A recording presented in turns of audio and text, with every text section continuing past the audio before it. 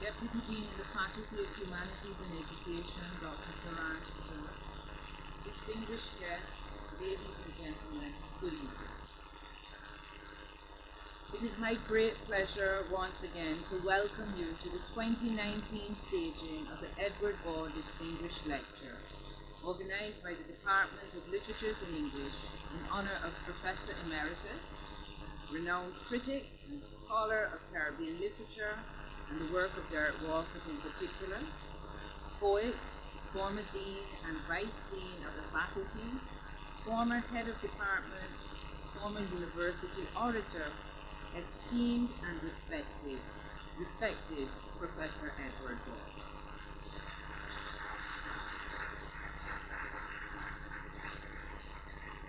And I'm just going to add to that long list to let you know that very recently Professor Baugh was inducted into the American Academy of Arts and Sciences for his contribution to literature and language studies.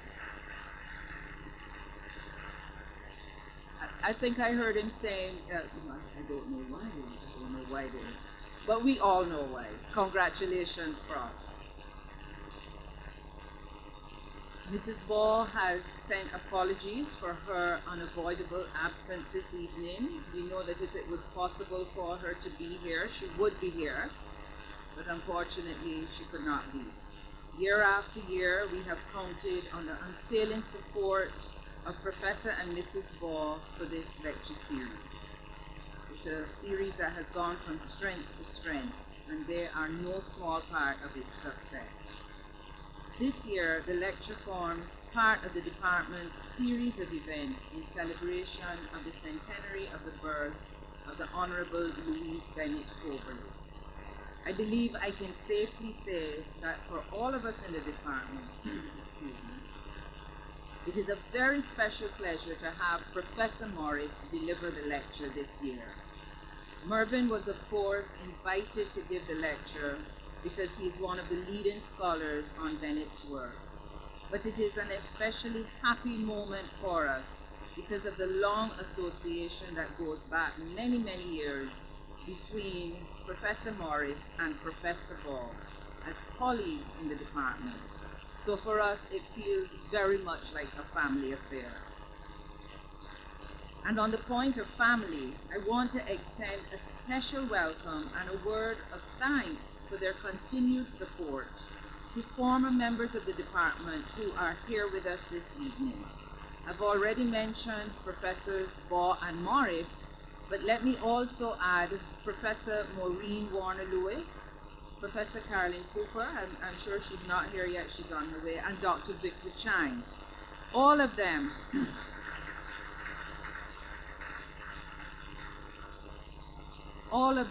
inspiring examples of brilliance and generosity in their academic careers, and in whose footsteps those of us who are now in the department now follow.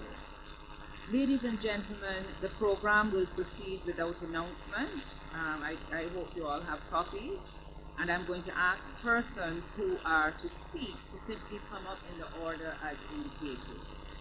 We did get a notice, some advice that Dr. Saran Stewart, who is bringing greetings on behalf of the Dean of the Faculty, Professor Waibinte Wariboko, if he was unable to attend and he sent his apologies, and Dr. Stewart was to bring greetings in his absence. Saran, are you here yet? Perhaps we can just reverse that order with the introduction. So let me please ask Dr. Isis Samaj to come and give the introduction for our speaker. And I might add as a way of introduction of our introducer that one of the things that we've done to commemorate Louise Bennett's centenary is that our course special author, West Indian special author, has been taught this semester on Louise Bennett, and Dr. Samaj Hall is a lecturer for that course.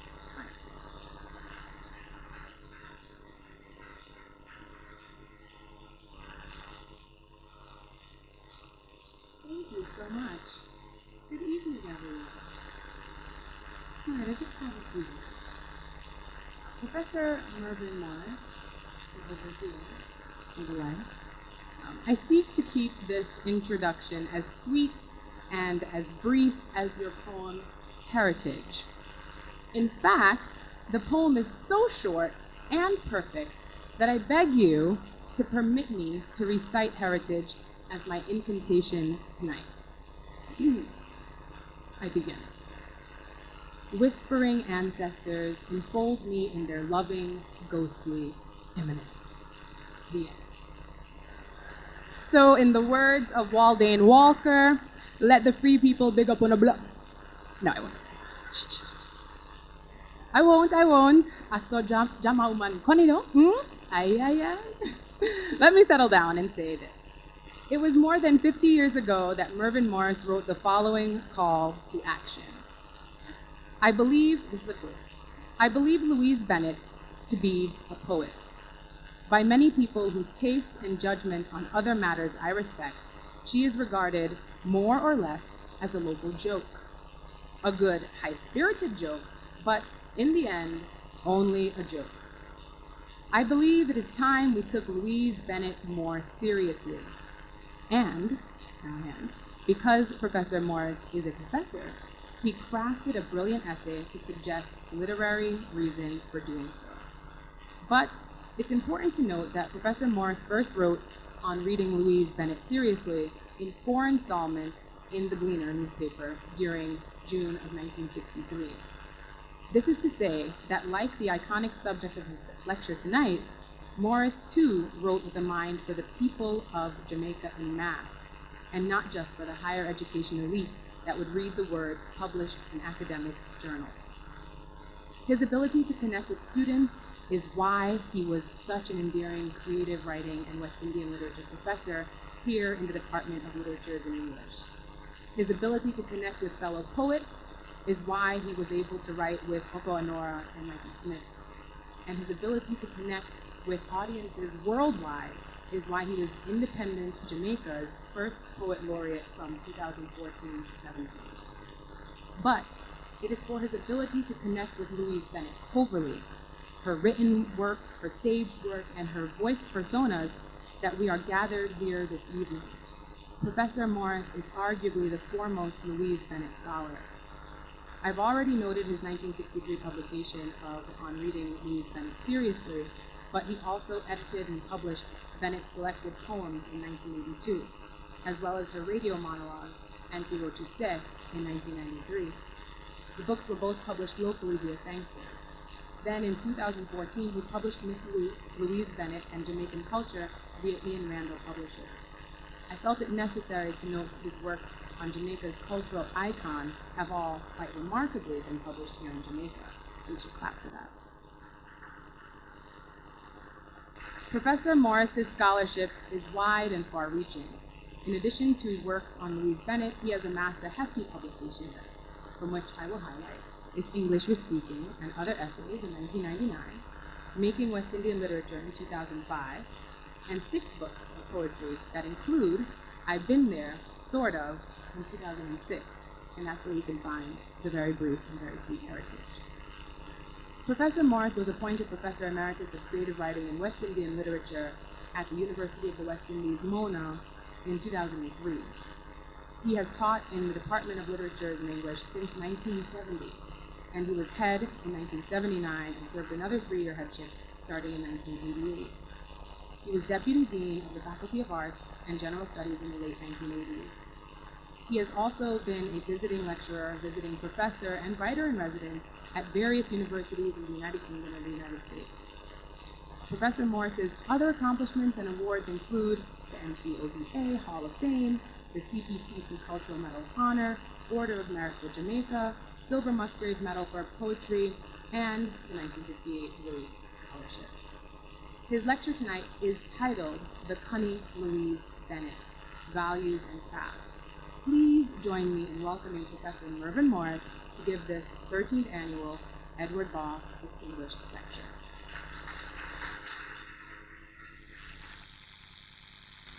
Thank you very much, Isis, for that generous introduction, let me say I am honored to have been invited to give this year's Edward Baugh lecture.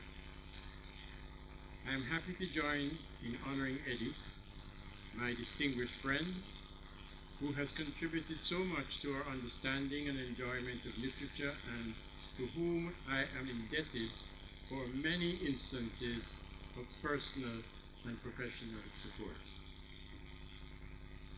I've been asked to talk about Louise Bennett, and I'm going to talk about her values and some of her skills as a poet. The title of my lecture is The Connie Louise Bennett. For Connie, C-U-N-N-Y, as an adjective, the Dictionary of Jamaican English gives us cunning, clever, shrewd, tricky. Louise Bennett was all of these.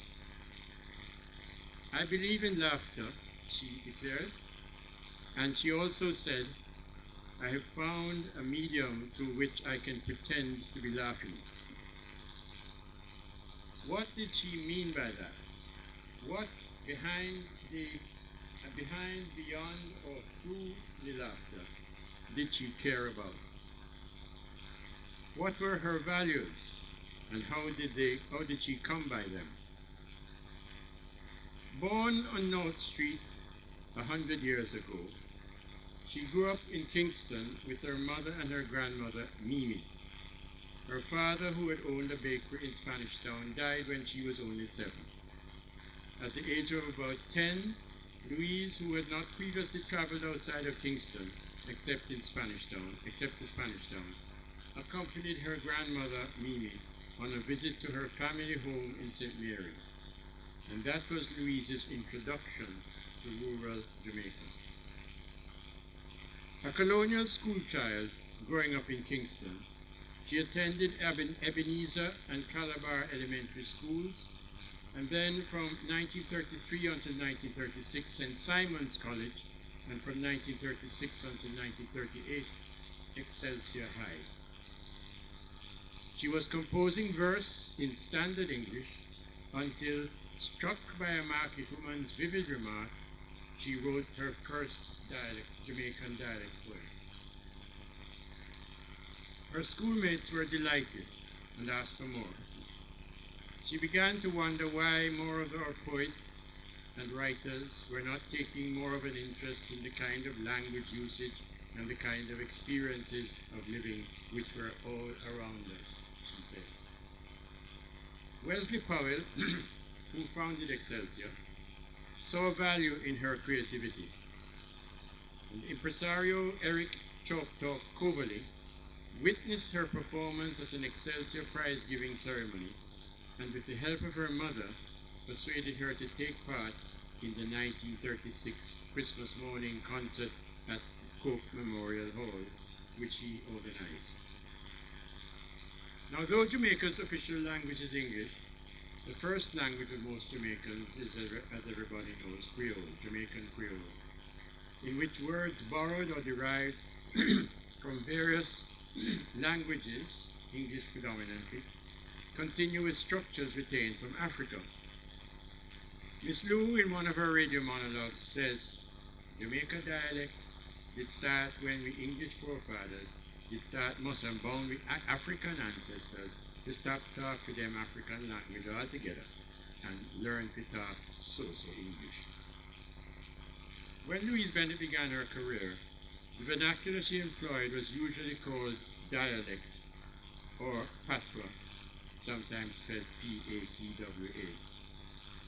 She was resisted by some who claimed to regret a departure from what they called proper English, and approved by many, the majority, who enjoyed her humor and found her language authentic. After leaving Excelsior, she registered for a correspondence course in journalism from the Regent Institute in London, and also took courses in domestic science at Kingston Technical School, and private lessons in history and English. Her first book, Jamaica Dialect Verses, appeared in 1942. Then shortly after one of her poems had been broadcast by Archie Lindo on ZQI, Jamaica's first radio station, she accepted an invitation to recite at a dinner party. She was well received, and although he had previously shown no interest, the managing director of the Gleaner Company, who was one of the guests, now offered to publish some of her poems in the Gleaner. On the 23rd of May 1943, the Gleaner began to publish each Sunday Jamaica in Dialect, a column of Louise Bennett poems. The response of the public was overwhelmingly positive, though then, as now, there were people writing to say no one will ever be able to speak the standard language again if Louise Bennett is allowed to continue. As she remarked in a presentation here at Mona, me never take no notice. Gleaner never take no notice, for Gleaner was a cell. Soon she was receiving invitations to perform at churches and for women's clubs and at drama festivals. Sometimes she was asked to come and see and comment on dramatizations of her poems. Traveling up and down the country, she deepened her understanding of Jamaican language and folklore and oral history. Late in 1943, she enrolled at Friends College in St. Mary to do courses in sociology and social welfare. Already drawn to helping others, she taught literacy classes in a national program, and in a poem wrote, "So me go and teach you, you teach Jane, Jane teach one next Maddie, that's Maddie teach Maddie, so till we spread literacy." She attended the launch of the Jamaica Federation of Women, founded by Lady Molly Huggins, wife of the governor, Sir John Huggins, in 1944, and published a poem called Bands a Woman. Part of it reads, "The woman them turn out for hear how Federation go on. Me never see such different grade and kind of woman from the barn. Full dress, half dress, tidy, so-so, from bare eye to square cut glass, high and low, middle, suspended, every different kind of class." Yes, I like suspended. The Federation enjoyed the attendance, and she was asked to do promotional work for them. Increasingly involved in performing and assessing performance, she began to feel the need for formal training. Someone at the Federation told her of an opportunity, and just in time, she assembled the necessary documents and submitted an application. She was awarded a 1945 British Council Scholarship to the Royal Academy of Dramatic Art, RADA, the famous drama school in London, where she studied until 1947. She was a good student, but looking back years later, she remarked, "I just let them know that I didn't come to lose an accent, or to lose anything really, but to get some technical knowledge of the theater and whatnot. I didn't come to lose any of the cultural things that I had acquired." So she had a colonial education, but in her Jamaican experience, there were countervailing influences. As a child, she was fascinated by the drums she could hear at nights coming from the hills, and she loved to watch the John Cooner dancers at Christmas. Introducing a book on West Indian poetry, she wrote, "All the things in our oral tradition, handed down to us from generation to generation, were very much alive and vibrant around and about me. I was excited by them, though I sensed that they were not continued respectable. They were not the things to which one should aspire, not the things that one should desire to learn about or indulge in. In fact, they were to be deplored and despised as coming from the offspring of slaves who were illiterate, uncultured, and downright stupid. The general and accepted trend was to be as European as possible." Her mother and grandmother, Mimi, were crucially important in developing the values, the cultural self-confidence Louise came to exemplify. When it became clear that Louise wanted to be a writer, Her mother, an accomplished dressmaker, respected the desire. "If you can write as well as I can make a frock," she said, "you will have a successful career." And later, it was she who encouraged Louise to accept the many invitations to perform her work, whether she would be paid or not. The word, she thought, would spread. Louise's grandmother fostered her interest in African Jamaican culture. "It was in Mimi's lap," Louise said, "that I fell in fascination with our folklore and learned all about this rich heritage of songs, legends, folk customs, and proverbs. It was as a child visiting St. Mary with Mimi that she attended her first Dinky Mini, an African custom for banishing grief, a function held every night for 8 nights after a death to cheer up bereaved relatives.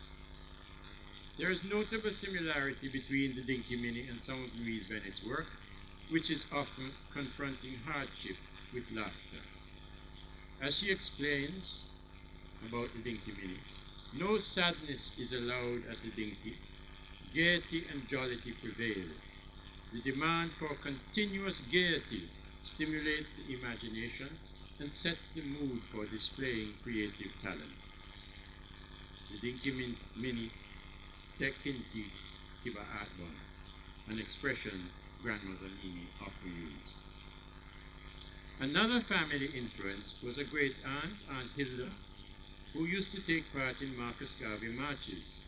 Aunt Hilda would sing, "Ethiopia, the land of the Savior, march on to victory, let Africa be free." Louise told an interviewer, "This sort of thing and this sort of black dignity affected me. There was the fusion of European and African tendencies, but as I say in my verses, the African was the strongest of the cultural patterns." Primarily concerned to investigate and promote African elements in Jamaican heritage, she acknowledged other streams. Quote, "All the folklore and the culture that we have," she said, "come from the different people who have lived in this country. When the African culture and the European culture buck up on Africa, when the Asian culture and the European culture buck up on African culture in the Caribbean people, we stir them up and blend them to a flavor. We shake them up and move them to a beat. We wheel them and we turn them and we rock them and we sound them and we temper them. And laughs the living sweet." She often pokes fun at colonial education, but does not disown the knowledge she acquired. "At the beginning of my career," she told Dennis Scott, "what I knew most about were the English poets." And from time to time she alludes to English or American poetry, such as in The Burial of Sir John Moore at Corunna, whose rhythms she imitates ironically. "Not a stone was flinged, not a samphire sting, not a soul gone bad and low rated, not a fight broke out, not a bad word shout, as independence was celebrated." Such as "Mary Had a Little Lamb" in Bedtime Story, such as "Sammy Interest," which, critical of rote learning, gives new meaning to a phrase in Longfellow's Excelsior, "the accent of that unknown tongue." In her radio monologue, similarly, there are allusions to Gilbert and Sullivan, "A Policeman's Lot Is Not a Happy One," and to Tennyson, "The Charge of the Light Brigade," as well as to Anansi, Jamaican proverbs and Jamaican folk songs. Very generous with her knowledge, time, and energy, she was a mentor to many, cheerfully guiding would-be actors, would-be scholars, would-be social workers. When she received the Norman Manley Award for Excellence, the citation remarked, "Louise Bennett is not only respected by her theatre colleagues, she's not only respected by her theatre colleagues, she is loved. They speak with pleasure, not only of her great talent and professional discipline, but also of her human warmth and her commitment to Jamaica." Marjorie Wiley has spoken of the debt of gratitude owed by many researchers both local and foreign, with whom she has shared her collections, insights, informants, and to whom she has generously given cues and clues. Joan Andrea Hutchinson has testified, she was always there for me when I needed advice, and we would talk and talk, sometimes for hours. A story told by Easton Lee exemplifies Miss Lou's concern for others. Though he was not at first aware of what she was doing, she selected and trained him to be her successor at the Jamaica Social Welfare Commission. She would give me part of a group to work with, he said, while she worked with others, and she would observe what I was doing and offer suggestions. My trips to the country with her became a regular feature, till one day this Connie Jama woman asked me to go to a group out in Maypen because she was not well and she couldn't possibly cancel the appointment. When I joined welfare, succeeding her as drama recreation officer, she generously agreed to overlap with me for a month to help me cut my eye teeth. And she worked for the month without remuneration. She alerted me to the challenges of the job, he says. Challenges mainly because our clientele were persons of a wide variety of levels of education, occupation, expectations, various ages, living standards, and positions in their community. All this we had to be sensitive and responsive to. But she also reminded me that there was much to learn from interaction with them. She knew that our people, no matter how poor, how humble, had more to teach us than we to teach them. Louise Bennett had a lifelong habit of respect. Her mother's customers came from a wide social range, and Louise was taught to respect them all. Everybody was a lady, the fish lady, the yam lady, the store lady, the teacher lady. And she was instructed to be thankful. Her mother, she told Barbara Gludon, used to say, Bibsy, whatever happened to you, give thanks. Give thanks for what you are blessed with. And when you give thanks for everything and to everyone, remember, give thanks to God. When the entrepreneur who published the first Louise Bennett book sued in defense of his claim that their contract gave him ownership of Jamaica Dialect Verses and subsequent books by Louise, she published a poem called Old Puss, which included the following stanzas. Sue the gal for what you work for, what her own brain search and find. Sue the gal for her own money, what a worthless, dirty swine. Man like that must dead bad, man. Man like that must come to grief. Them should pass a law to start hang man like that for thief. She told a researcher, Mary Jane Hewitt, that after her rage subsided, she was ashamed of having used her talents in anger. She was expressing Christian remorse. As Lorna Goodison has affirmed, Miss Lou was a do-good woman. She believed in the power of goodness, kindness, mercy, and generosity. Her poems inhabit a continuum extending between celebration and judgment, between purposeful satire and sheer comedy.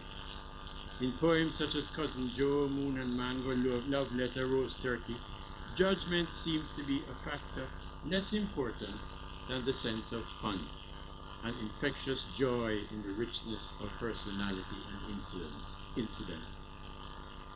Many of the poems suggest sympathy with the small man, engaged in a struggle against systems he does not control, such as in Sarah Chice and in Census, though ultimate approval is qualified by irony. Many of the poems expose people ashamed of being Jamaican or ashamed of being black. They ridicule class and color prejudice, as in White Picnic or New Governor, but are more frequently concerned to tackle black self-contempt, as in tramp car, pass for white, or soldier work, or to express or promote pride in being black, as in nigger yard or Monday gown. Her work promotes balance, common sense, realistic self-appraisal. It undermines pretension of whatever kind, and the pretensions of a newly independent nation are not exempt. The critical judgment is sometimes fairly explicit, as in Dryfoot Boy, Banza Killing, Hearso, Voting, and Problem, and Back to Africa. But much more often it is complicated by irony, as for example in No Little Twang, Jamaica Woman, Proverbs, Uriah Preach, Tramp Car, Pass for White, Colonization in Reverse, and Independence Dignity. Let's pause a little at Pass for White. Pass for White begins. Miss Jane just here from America, her daughter proudly write, she says she passed her exam, but she passed in there for white. No, she said she failed her exam. Sorry, that's my mistake. She said she failed her exam, but she passed in there for white. The poem's central meaning is focused in rhymes and puns. There are repeated rhymes on white and pass, and in the two stanzas which vary from those, the rhymes again suggest the opposing values, education versus complexion. DR meaning doctor or PhD versus color bar. Near the end, there's superbly functional wordplay. The gal put up a laugh and say, it served America right. 5 years back, them Jim Crow him, now them passing Pickney White. But passing Pickney White alludes to a Jamaican proverb. Every John Crow thinking Pickney White. At birth, the John Crow looks white, then after a while its feathers go black. The poem is commenting on the relationship between color and class, not only in the United States, but also in Jamaica.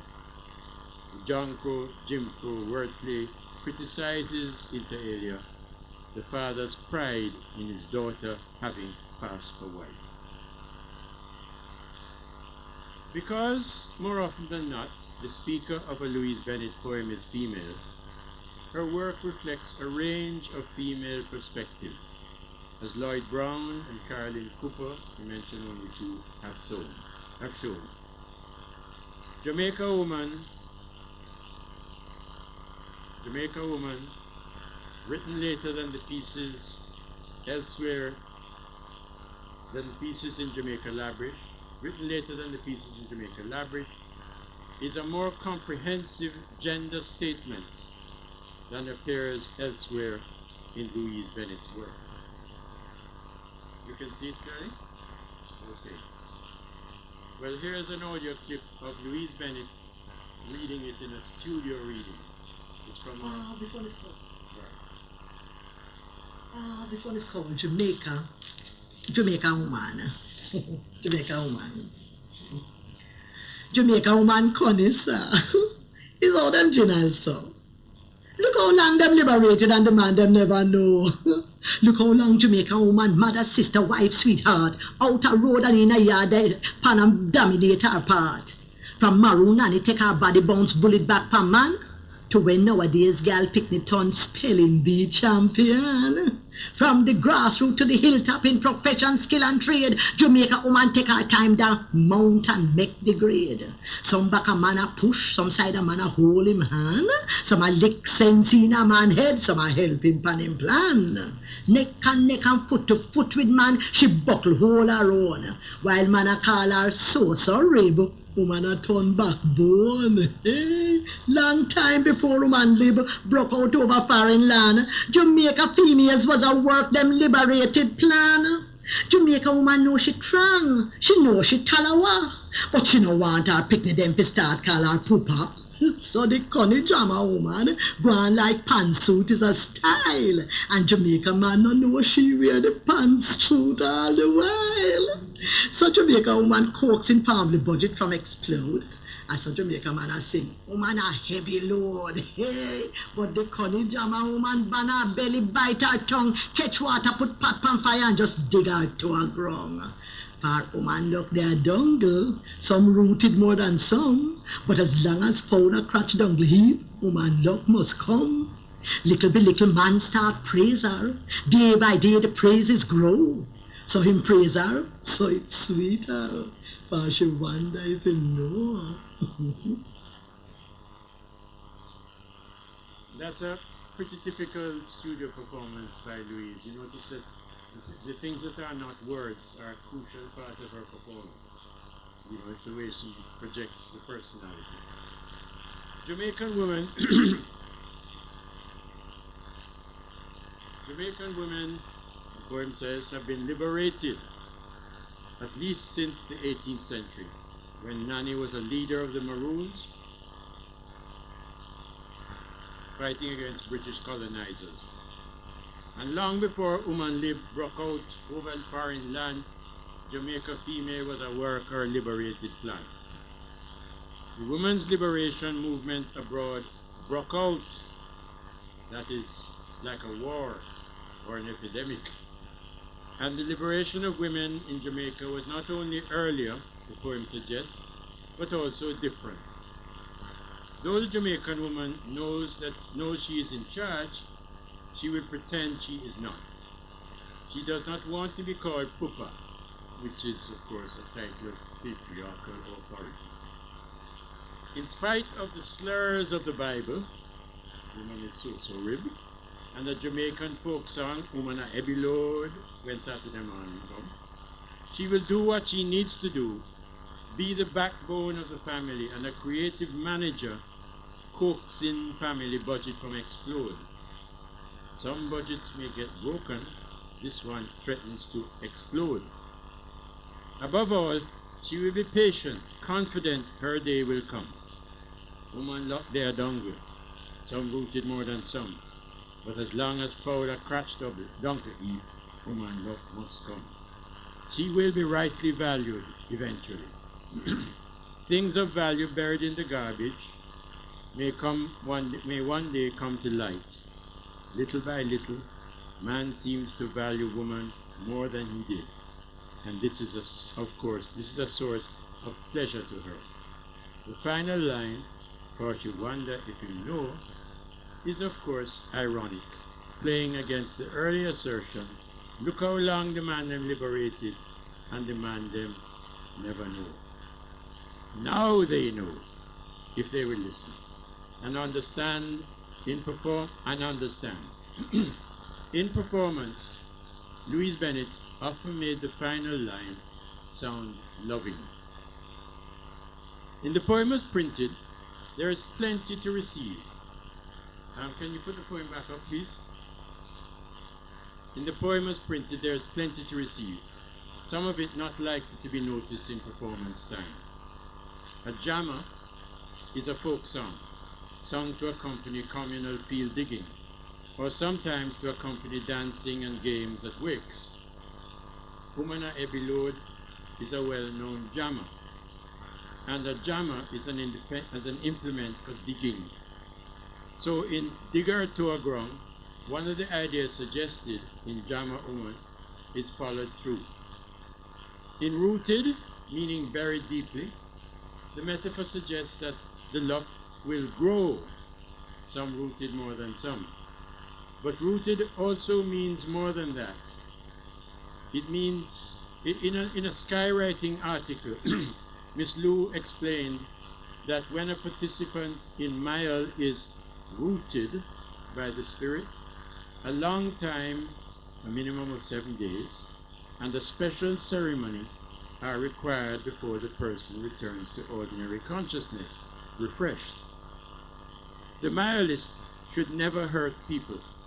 The power is for healing, which may give particular force to the contrast in the poem between the liberated Jamaica woman and the woman Lib that broke out over foreign land.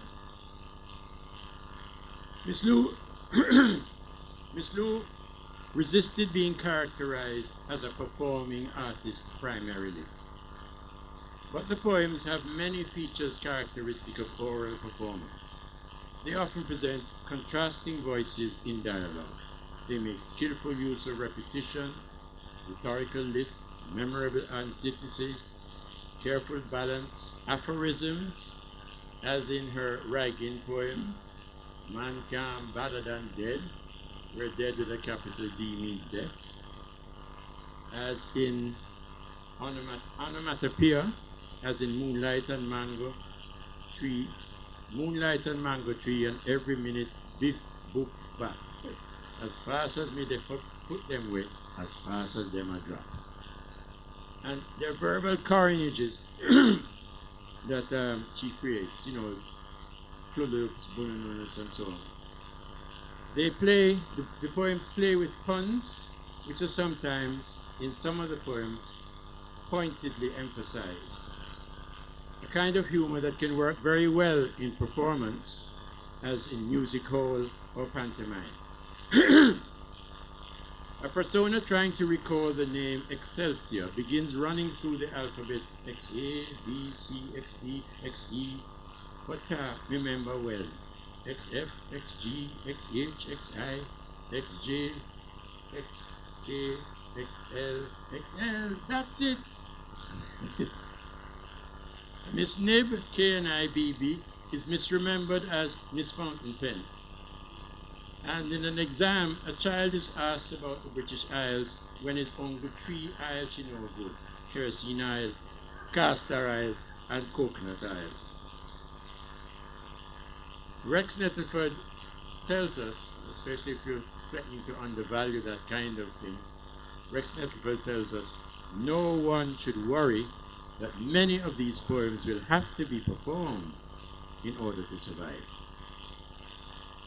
Now, the impact of a presentation may depend not only on the skills of the performer, but also on the audience and the occasion. Let's listen now to Miss Lou performing Jamaica Woman here in this theatre. Jamaica Woman turn it up. Is how them gin also.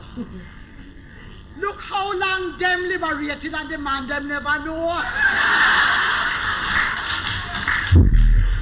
Look how long Jamaica Woman, mother, sister, wife, sweetheart, out of treating in a yard upon a dominate her part.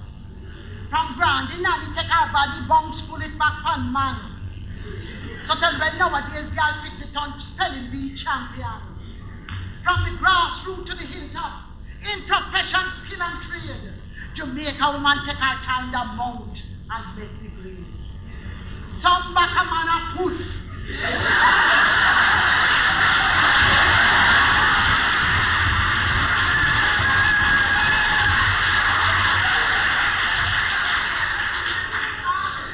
Some side a man a hold him hand. Some a lick sense in a man head.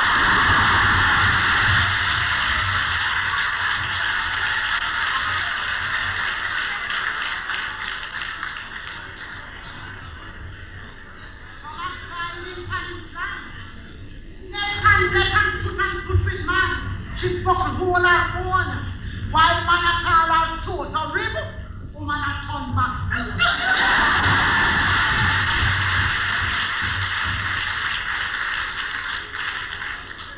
Jamaica woman know she strong. She know she talawa. But she don't want her picture them to start calling her cooper. So the cunny jammer woman run like pants to the sky. And Jamaica man don't know she wear the trousers all the way.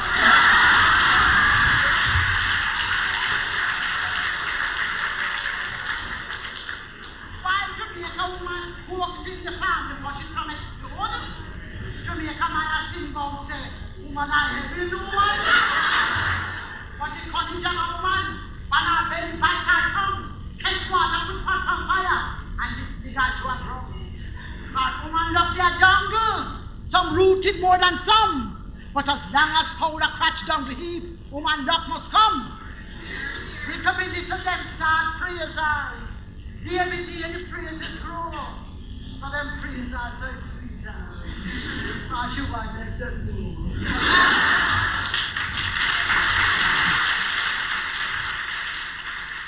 Now, as you will have guessed, the audience was mainly women students.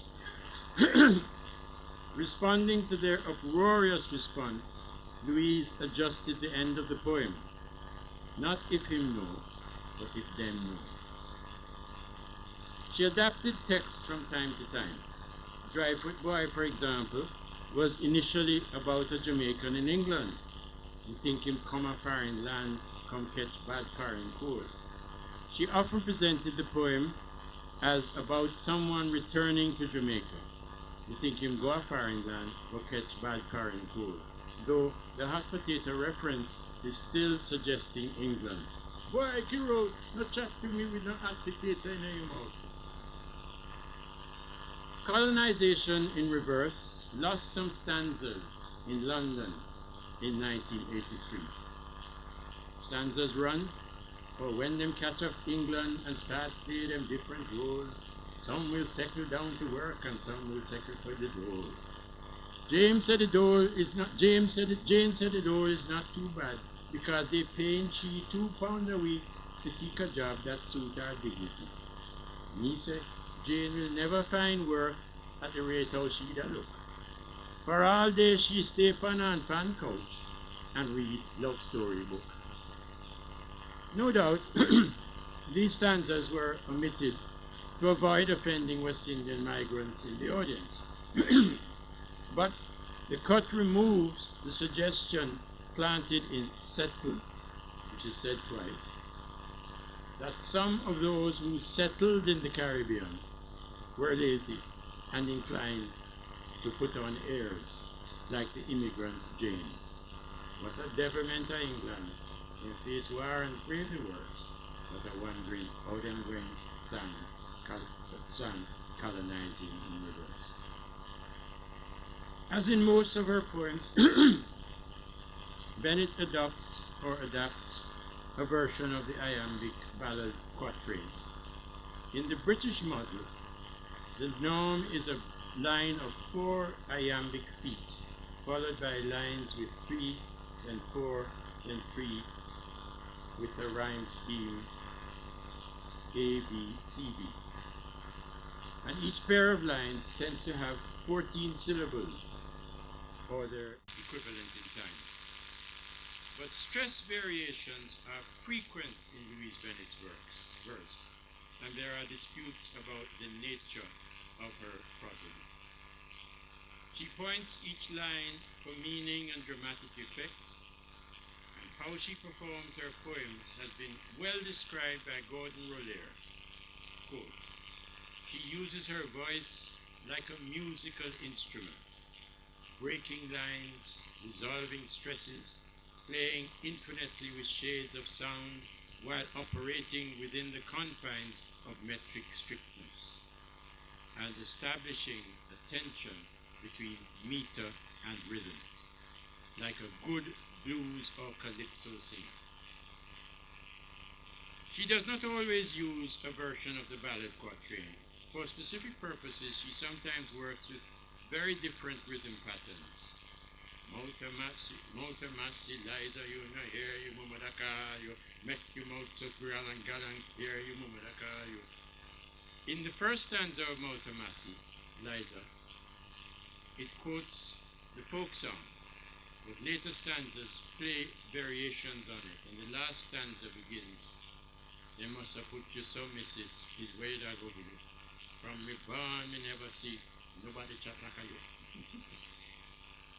The line, nobody chat like you, is particularly skillful, hurrying along like a chatterbox.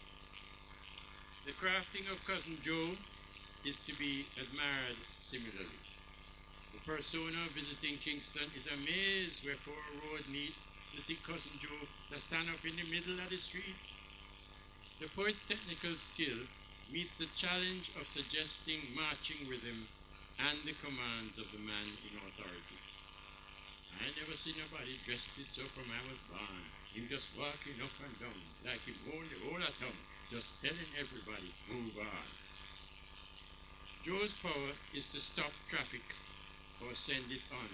Joe's power to stop traffic or send it on is made vivid by the onomatopoeic words ram, zam, carefully placed where they attract rhythmic emphasis. And our war gets similar weight as the country cousin begins to understand Joe's function. Same time Joe raised him hand, and same time the bus stop ram. And me see one motor car just passed me by, so zam. Me said to myself, oh, them have to wait for Joe. And not one of them can go on so till Jojo raise him hand, so tell to me cousin Joe. So tell to me cousin Joe, say, move on. In pedestrian crosses, the speaker, pedestrian crosses. The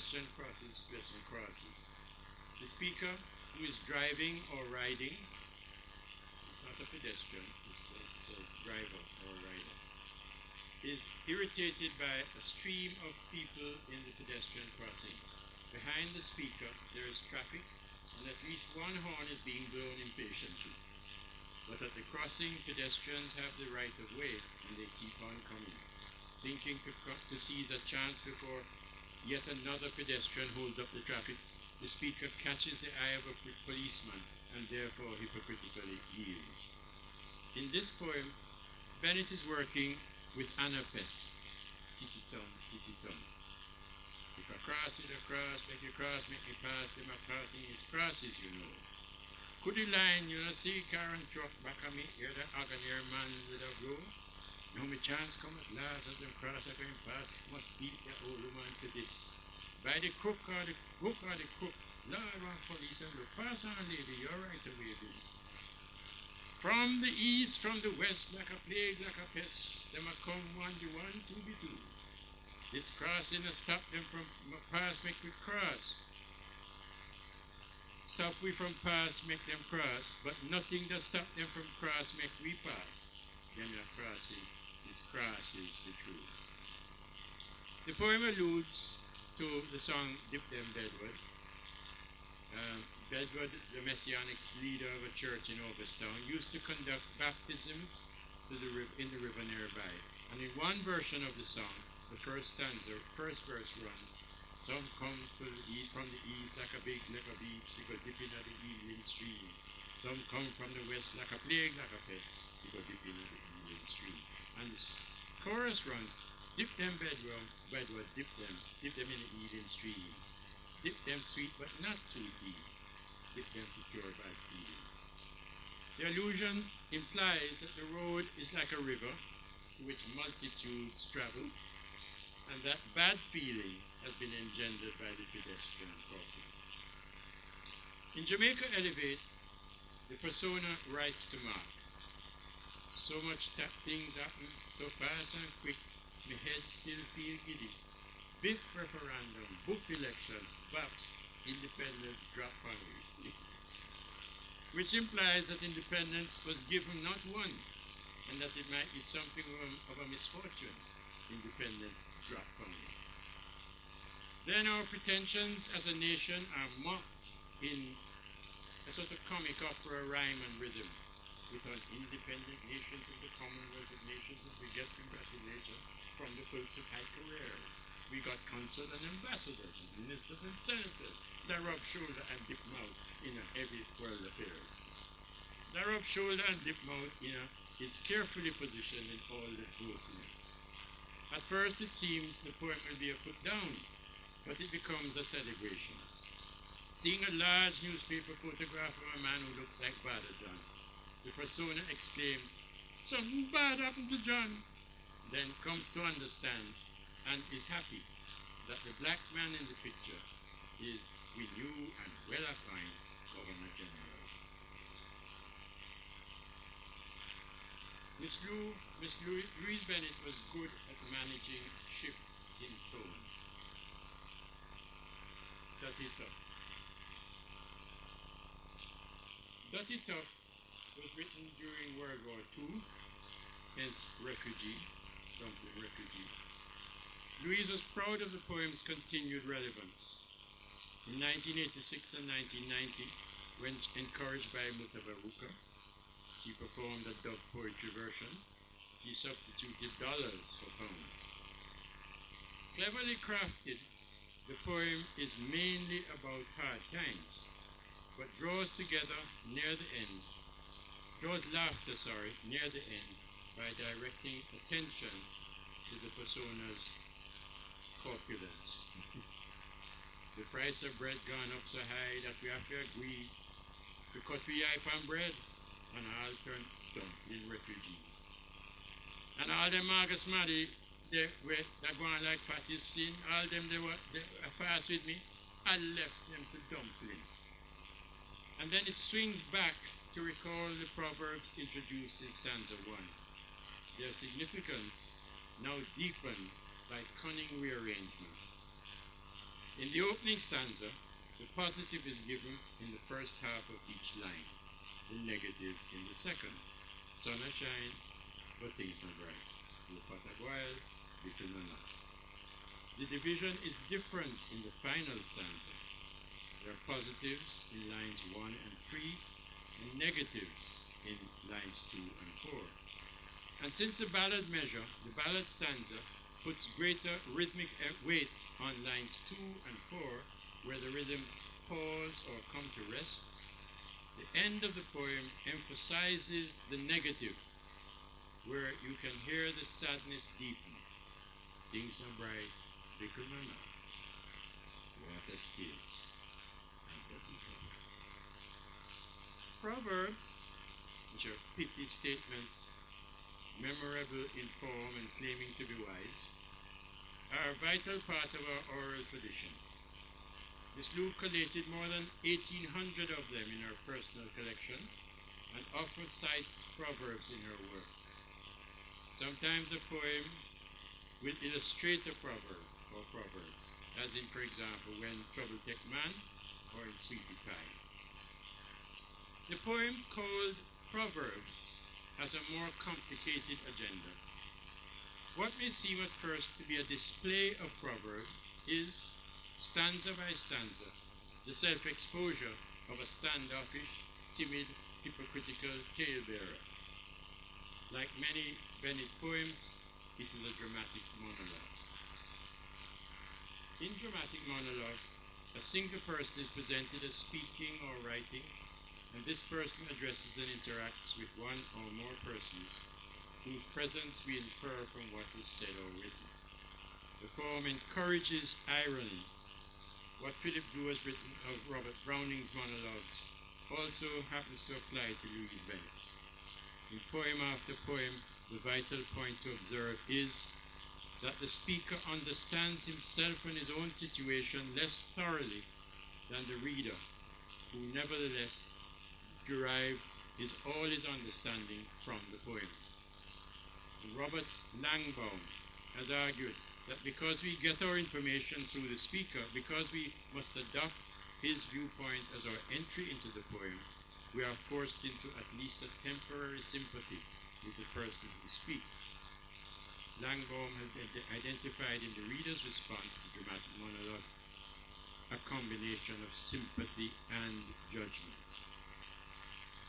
The woman in Cass claims that she don't business with them Cass, but she has been spreading her version of the gossip.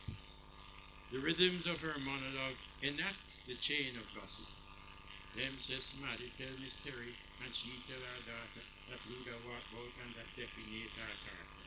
And that's Maddie where tell Miss Terry, says Maddie when no Wingy, says Wingy tell that's Maddie, and that's Maddie must be me.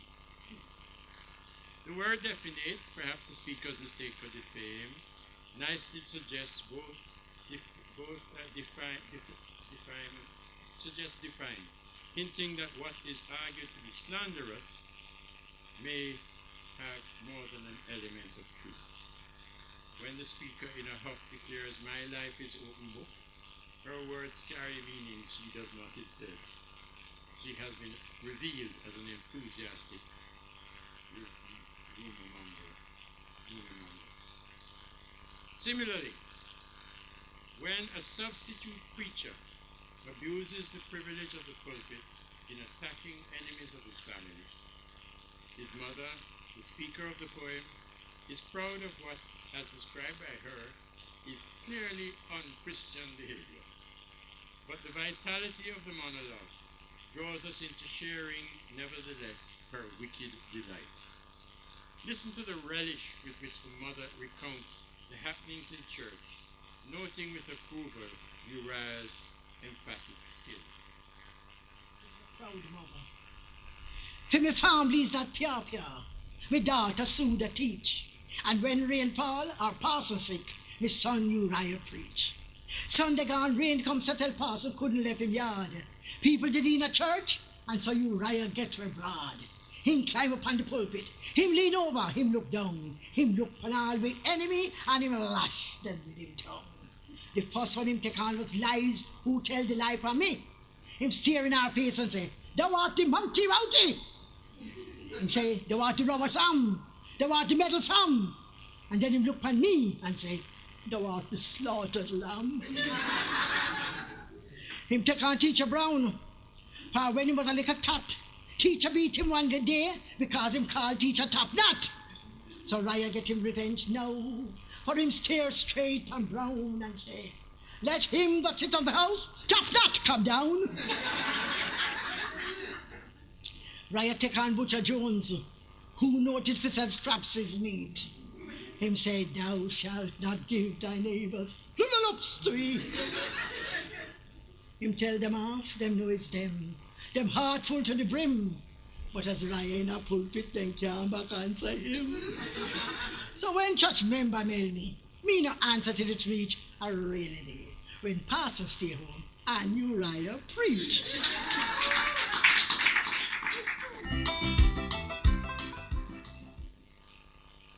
That is from a CD which is still available.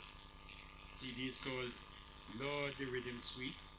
It was produced and directed by Joan Andrea Hutchinson and published in 1999 by Sangster's Bookstores. I can also recommend a recording of the 1983 performance in London, originally available from Island Records, as Yes Me Dear Miss Lou Live, though I can't find it for purchase now, but parts of it are on YouTube. That's basically what I wanted to say this evening. Louise Bennett was a good person and a skillful poet.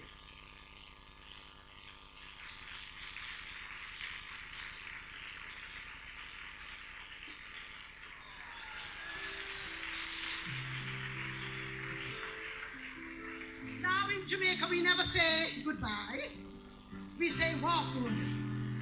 If you're running, walking, driving, flying, cycling, we say walk good. Now when I do like that, I want you to say walk good. It's a little song. Walk good on your way and good job if you walk with you. Walk good every day and good job if you walk with you.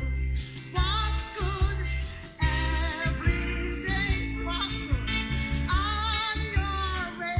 Walk good, good follow you. If you just walk good on your way and good job if you walk with you. Walk good every day. Thank you, Mervyn, for demonstrating so brilliantly why we need to take Louise Bennett.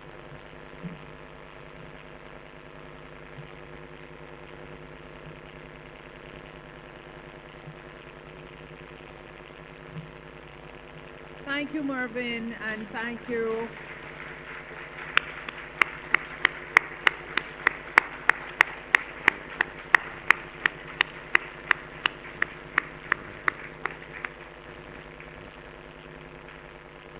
So the Department of Sociology, Psychology and Social Work, them a whole one book launch by one man named, a book by one man named Orlando Patterson. Una know him? The book name, The Confounding the book name in English.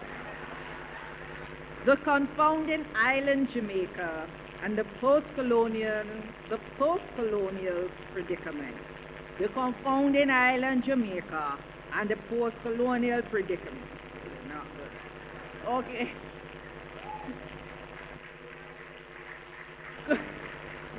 Good try. And that's on Friday, November 29th at 5:30 p.m. at the E. Nigel Harris Council Room, UWI Regional Headquarters, Mona. And just to let you know as well that the exhibition on Miss Lou being held also at the regional headquarters, I believe in the lobby. That ends on December 10th, so please go quickly and see it before.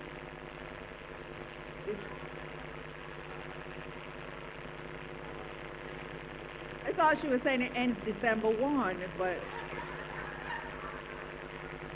go on quick and see it before it's done. I'm liking this, so thank you. The voter thanks. Thank you, everybody. I'm going to switch.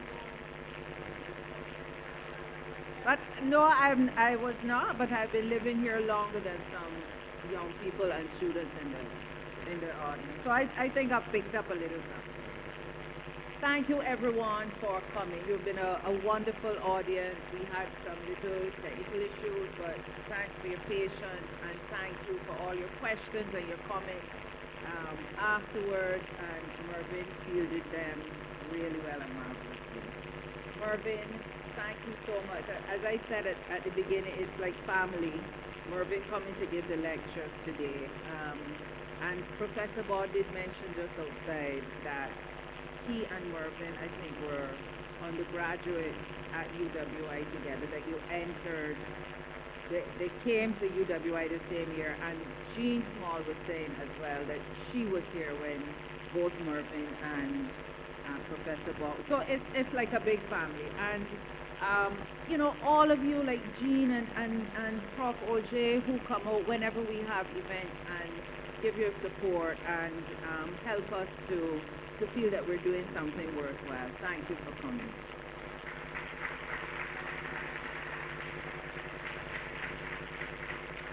Mervyn, thank you for your marvelous lecture and giving us so much information and knowledge about Louise Bennett and her work and her role in Jamaican society and how she continues to be important.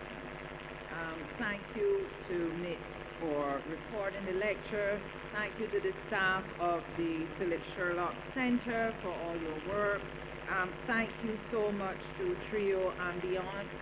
You are with us, I think, almost every time, every year we do this, and you bring such a special, special touch to the event. Thank you so much.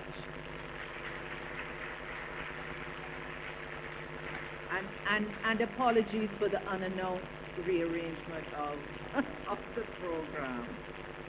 Thank you to Dr. Simaj Hall for that really riveting and interesting introduction. It was really great. Thank you to the staff of the department, Toru Nakamura, Venice Gordon Francis, and Antoinette Jackson, who are the people who work behind the scenes and have done so much to bring this lecture and to prepare for the event tonight. I think that's it. Thanks all for coming, and we'll see you again next year.